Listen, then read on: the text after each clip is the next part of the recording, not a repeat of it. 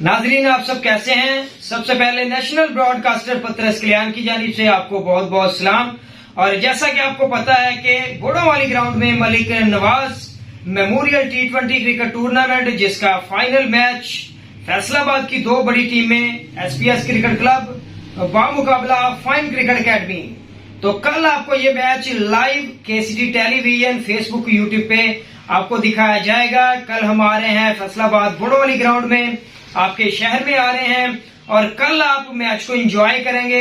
अगर आपके पास टाइम है तो आप ग्राउंड में आए, फैसलाबाद बोड़ोवाली ग्राउंड में, और अगर आपके पास टाइम नहीं है तो आप इसको लाइव हमारे पेज पे आप इसको देख सकते हैं। और इस टूर्नामेंट को ऑर्गेनाइज कर रहे हैं आसिफ इस्लाम। उन्होंने बड़ी मेहनत की है इस टूर्नामेंट के लिए और अकेले ही उन्होंने हैंडल किया है इस टूर्नामेंट को, और बहुत ही जबरदस्त इवेंट है। इस टूर्नामेंट को देखना ना भूलिएगा। KCT टेलीविजन को आप फॉलो करें, लाइक करें और इसको शेयर करें। Thank you, God bless all of you. कल मिलते हैं 12 बजे।